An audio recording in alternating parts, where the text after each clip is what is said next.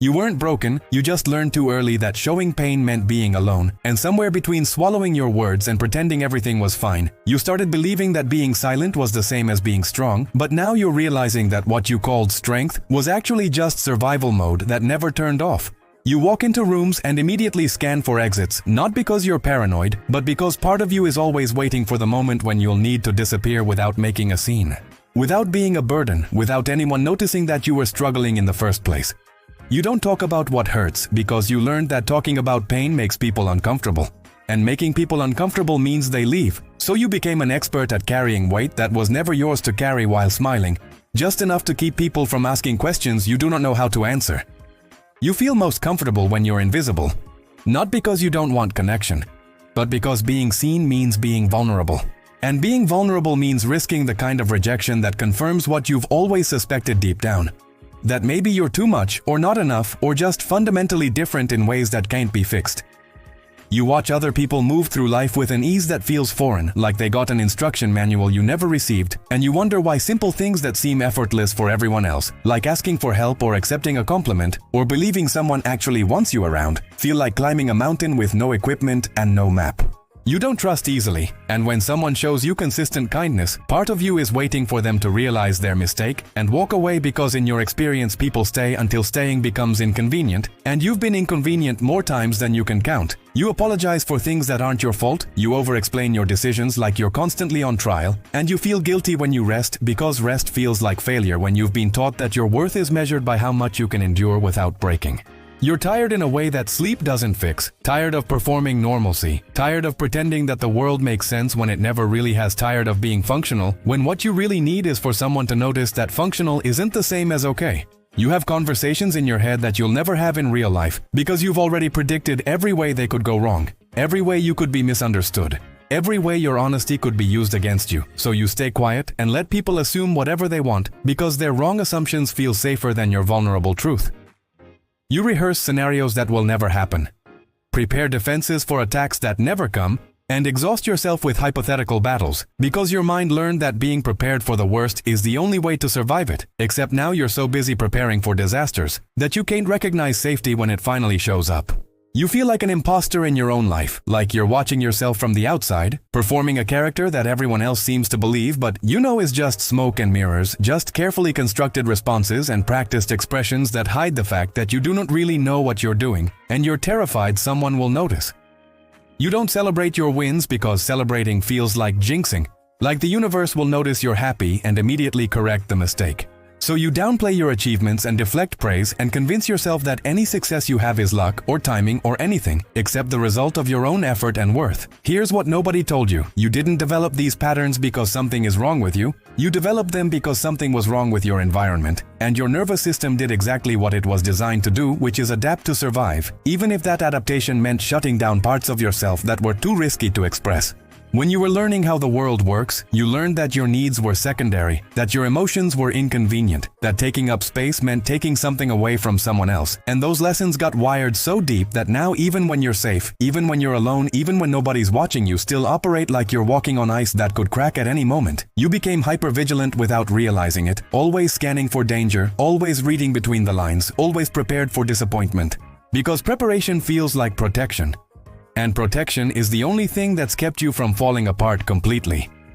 Your brain learned that people are unpredictable, that closeness leads to pain, that the safest place is just outside the circle where you can observe without participating, contribute without committing, care without being seen caring, because being seen caring means admitting you need something, and needing something means giving someone the power to deny you. The environment you grew up in didn't have room for your vulnerability, so you learned to compress it, to fold it up so small that even you forgot it was there. And now when someone asks how you're doing, the automatic response is fine. Always fine, because fine is the word that ends conversations before they can get dangerous, before someone can see past the mask and realize just how not fine you actually are. You became fluent in the language of deflection, expert at redirecting attention away from yourself, masterful at making other people feel heard while ensuring you remain a mystery.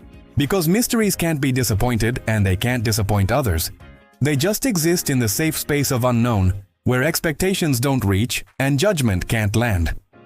The brutal truth that nobody wants to say out loud is this: You don't know how to receive love because every time love showed up in your life, it came with conditions, with expectations, with a price tag that said you had to earn it by being good enough, quiet enough, helpful enough, invisible enough. You learned that love is something you have to deserve rather than something you inherently have access to. So now when someone offers it freely, you don't trust it. You search for the catch. You wait for the moment when they realize you're not worth the effort. And that waiting becomes a self-fulfilling prophecy because nobody can love someone who's constantly braced for abandonment. You don't let people in because the people who were supposed to protect you didn't. And that absence taught you that relying on others is a setup for disappointment. So you became self-sufficient to a fault so independent. That isolation started feeling like home, so good at being alone that you forgot how to let someone else carry part of the weight. You're not antisocial, you're just exhausted from pretending to be someone you're not, from performing a version of yourself that fits into spaces that were never designed for people like you, people who think too much and feel too deeply and notice things that everyone else seems perfectly content ignoring.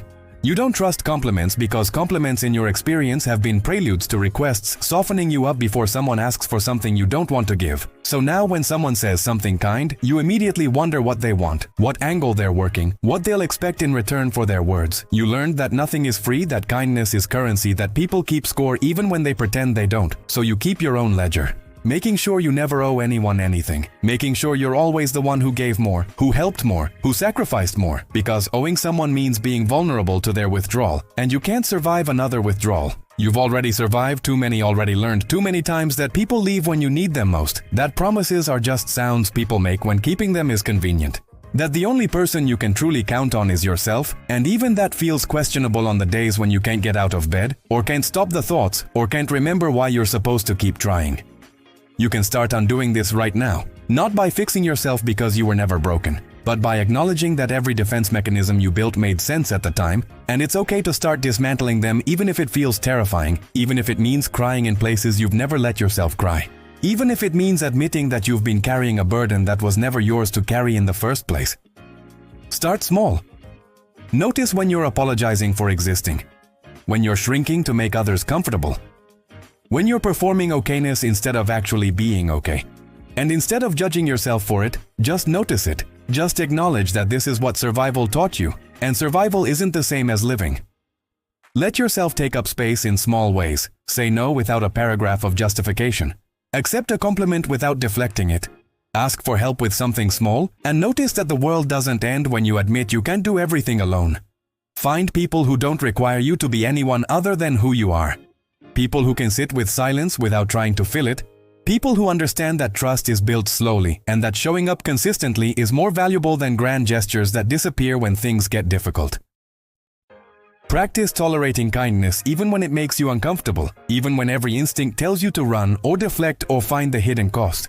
Because sometimes kindness is just kindness, and letting yourself receive it without suspicion is how you start rewriting the stories that have kept you locked in patterns that no longer serve you. You grew up too fast because someone needed you to. Because there wasn't room for you to be a child when the adults around you couldn't be adults. And now you're an adult who never got to be young, who never got to make mistakes without catastrophic consequences, who never got to learn that failure is part of growth rather than proof of unworthiness. The mission now isn't to go back and fix what happened, because you can't. The mission is to give yourself permission to be messy and uncertain and still worthy of care. To understand that healing isn't linear, and some days you'll feel like you've made progress, and other days you'll feel like you're back at the beginning, and both of those experiences are part of the same journey. You don't owe anyone your trauma story. You don't owe anyone an explanation for why you are the way you are. You don't owe anyone access to the parts of yourself you're still learning to understand. And the people who are meant to be in your life will respect that boundary without making you feel guilty for having it. If nobody taught you how to be soft, how to rest without guilt, how to need people without shame, how to exist without constantly proving your worth, then this is your permission to figure it out on your own terms, at your own pace, with as many setbacks as it takes, because the alternative is spending the rest of your life in survival mode. And you've already survived enough. Now it's time to actually live, even if living feels harder than surviving ever did. Even if it means disappointing the version of yourself that learned to endure everything silently because that version kept you alive, but it doesn't know how to let you thrive, and you deserve more than just making it through.